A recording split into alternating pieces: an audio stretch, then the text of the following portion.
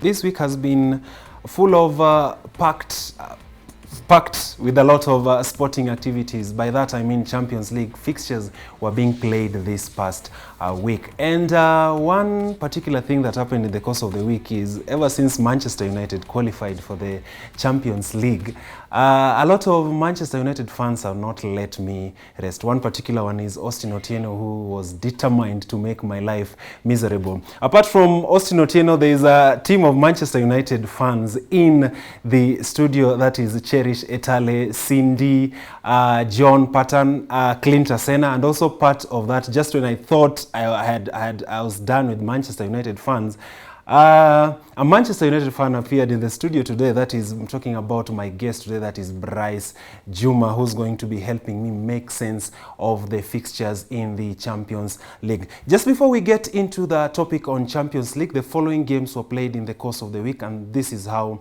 they stacked up. That is, Ajax played against Liverpool. That game ended 1-0 in favor of Liverpool. And then Manchester City versus Porto, the game ended 3-1 in favor of Porto. And then Inter Milan versus Mönchengladbach, the game ended in a barren draw. And then Bayern versus Atletico, that is 4-0.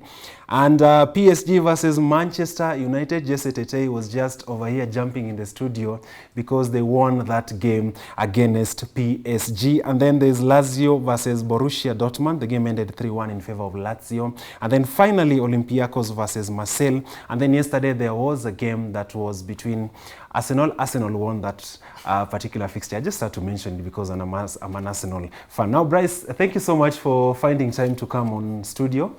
Pleasure coming. I usually tell my friends that just when I think I've had enough of Manchester United fans, then add others. Yeah, then more keep on adding. I think just before I let people in the show, I think that will be the first vetting. So which team do you support? If Manchester United fans, kindly wait until the new end.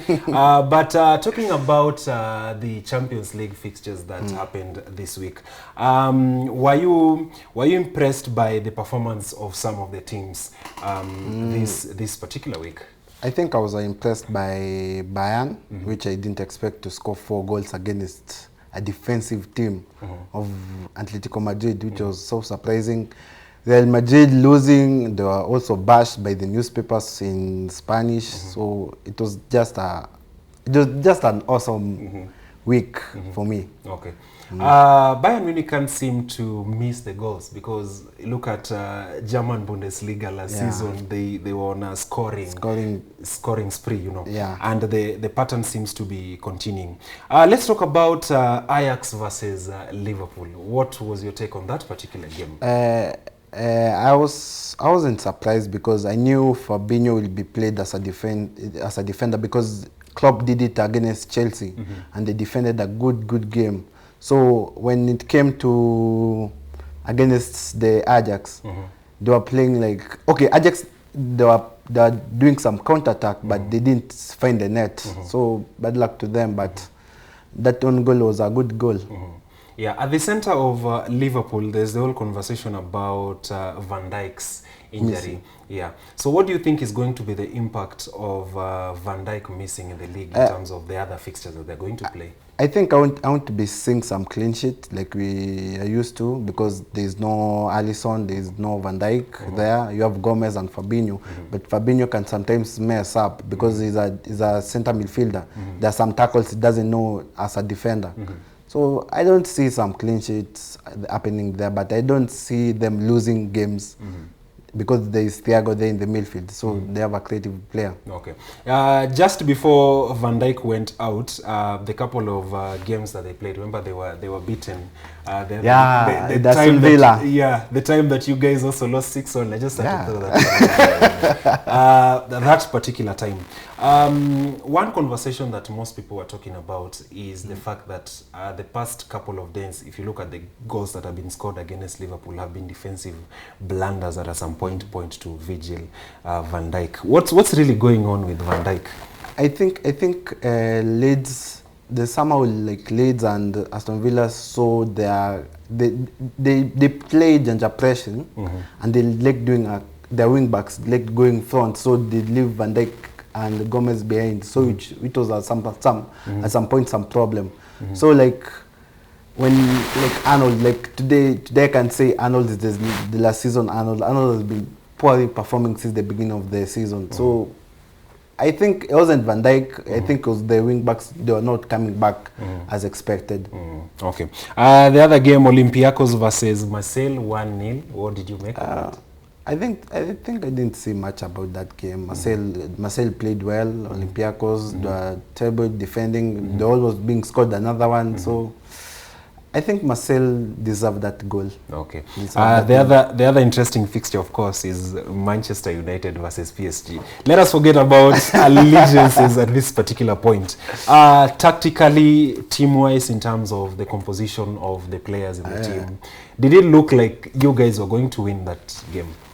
When I saw the lineup, I saw Fred and McTominay. I knew here we were playing a defensive game. So when I saw they don't have Verratti, I knew this game is going to be ours.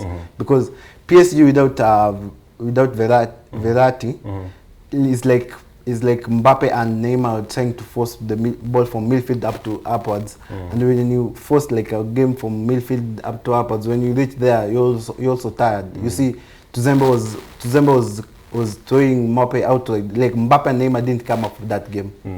Okay. They're playing badly, so badly. It was like their names are just figures now. Okay. They're not playing that. Yeah. So talking about names and figures, we can't forget to talk about Harry Maguire, who was not in that particular game, but Manchester United came on top. What does that one say? What do you read into that? I don't read much because I've always backed Maguire. Maguire.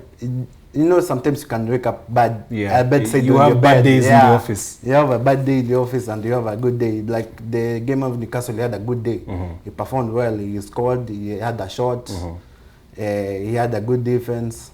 But he had an injury, so we played Tuzembe, which I wasn't 100% sure about it because he hasn't played since last year, January. So I wasn't like sure about him, but he performed well, so I was surprised. Okay. The other interesting fixture that I was probably expecting to go the other way was Lazio versus Borussia Dortmund. What happened to Dortmund? I was even surprised. Like, I don't know, Haaland scored good goals, but I was just surprised because first of all, I didn't expect Dortmund. I also expected Borussia. I mean, looking at how they're playing in the Bundesliga, but Lazio came up with good tactics. Their defense has a problem. I don't know. Their defense has a problem since the beginning. I think the coach or the CEOs should look at the defense because since Hakimi went, things haven't been so well. As solid for them as it should be. Finally, Inter Milan versus Borussia Mönchengladbach. I had a Twitter saying hashtag Conte should leave because I don't know why, but that was the worst game ever. Lukaku scored twice, which was good. I saw. We call that one. We call Inter Milan Manchester United Team B because they have most of our players there. Yeah. But they played well. Damian played well. Funny enough there. But that game Inter was supposed to win. I don't know what happened. I think they have a defensive problem also them. So do you think that problem could be sorted by a new coach? Because every time it's usually like Ole out. Okay, I want Ole out. You know, say Ateta out, you get. But do you think? I think they should like finance on their defense because they like playing three at the back. So they should look for three solid defensive, which could be a better Inter. Okay.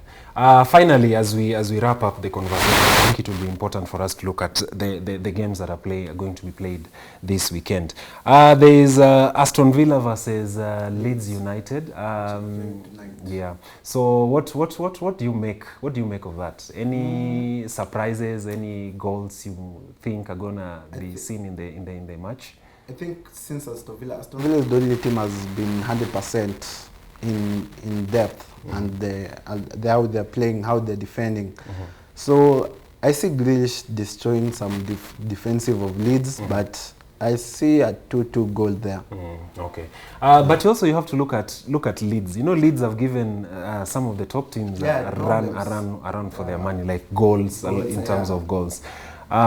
So I think we'll look back next week and see what's going to be coming out of that. West Ham versus Manchester City. I'll give it all to Manchester City, our nice neighbors, because Aguero is back. I'm not sure about De Bruyne if he'll be fit, but they have Bernardo Silva and Foden, who's been playing good games. So he hasn't played on the weekday match, so I expect him to start. So I see like a 3-1 there. Okay. First time you guys are going to be coming against Ziyech and the whole whole 200, I don't know, it's how much, 250 million spends. Yeah. So what do you make of that, Manchester United versus Chelsea? I see a draw. I don't want to be hype of myself, but I see a draw because Mendy is back. I see Thiago Silva there, so I don't see having much game. I'm not sure if Cavani will start. Yeah, Olea said that he has much fitness, so I don't see also Maguire, but I expect Tuzembe to start. Okay. So finally, Fulham versus Crystal Palace. That's an interesting fixture as well. I think Crystal Palace love that game because Fulham have been having a problem since the beginning of the season. They've been crashing it behind. So I'll see a Fulham there going with that 2-0. Okay. Thank you so much, Bryce, for finding time. I'm looking forward to... Okay, I wish you guys lose this weekend. I'm hoping you guys lose this weekend. Yeah. Cherish, don't switch off my mics. But I'm hoping Manchester United is beaten this weekend. But anyway, that's football, you know. Let's see. Looking forward to having you on the show again, as we'll be making sense of what's will be going on in the football world. That was our football analyst, that is Bryce Juma. We take a short commercial break. After the break, I'm going to be joined by Charles from Absa Bank. We'll be talking matters, sports and money. See you after the break.